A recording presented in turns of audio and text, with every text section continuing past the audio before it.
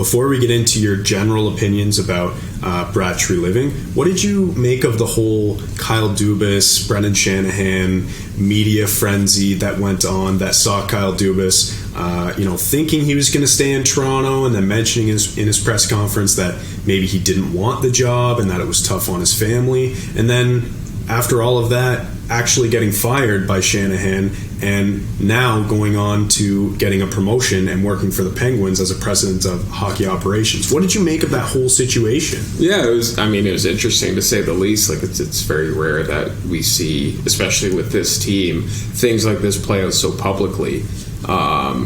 In terms of my reaction, I thought the honesty from Shanahan kind of left it as where I didn't really have much of a reaction because there wasn't much to speculate on, it seemed. He kind of laid things out minute by minute, seemingly. And obviously we still need to hear, if we ever do hear, Kyle's side of the story. Which I don't think we will. Yeah, at this time, I think both parties are content to just move forward, and I was certainly surprised. I expected, like many others, that he would both receive an offer to sign an extension and sign that extension. Ultimately, that didn't happen, but at the end of the day, it's sports. People become free agents, whether you're players or you're an executive, and you have to do what's best for you and best for your family. I'm sure whatever strategy or moves Kyle was making at the time were ones he thought was best for him and his family. On the other side, I'm sure the moves that Shanahan has made and was contemplating at the time he feels are best for the Leafs, given the fact he's still got a contract and has to consider those interests. Right.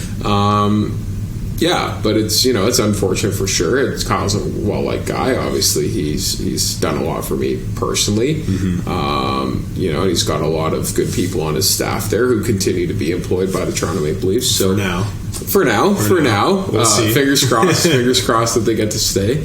Sometimes sports is ultimately it can be selfish, and tough decisions have to be made on both sides, and it looks like both guys had to make a real tough decision, and luckily Kyle, to nobody's surprise, landed on his feet very quickly down in Pittsburgh. His hat was kind of thrown in at the last second when they were already through their process. So we'll see. He's got a lot of changes to make that he's already started to make. He's got to get a GM in place. He's got to do a draft. He's got to find out what he's got with Jari and Net if they're able to re-sign him. And then, the cupboards are bare. It's no secret in Pittsburgh. Like, that's going to be a big project.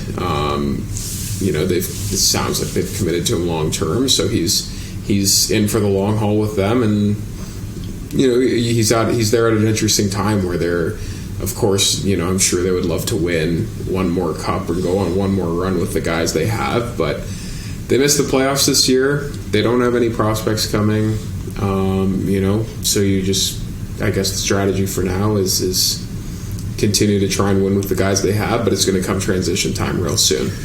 Yeah, well, I think they probably get one or two more kicks at the can with this core until those players are, past a point where you can justify running it back repeatedly. Yeah. But all of that being said, like, who else would you rather have as your general manager to fill out around the periphery of a core than Kyle Dubas? Because that's exactly what he's been doing in Toronto for the last 4 years, 4+ years. So. Yeah, well, he's obviously shown that he's capable. People will, of course, point to the lack of playoff success, the success that the team has had, but I think especially this year at this trade deadline, Kyle showed a strong ability to make those peripheral moves and made a lot of moves that both myself and seemingly the public generally were pretty favorable of, and did in a lot of ways change the composition of the team without taking away from the core. So you're exactly right. When you're going into a situation like he is, where trading Crosby or Malkin or Letang is just not realistic, then you're going to have to look at the pieces that surround them and bring in a different mix than they obviously had this year, where they didn't get it done. Yeah, and Michael Bunting will look great in a Penguins jersey next year. Michael Bunting, maybe David Kampf. I don't know. Those are Dubas's guys. Yeah. I feel like they would look great in black and gold. Yeah, well, I'm sure we'll be talking about them in a few minutes here. We will.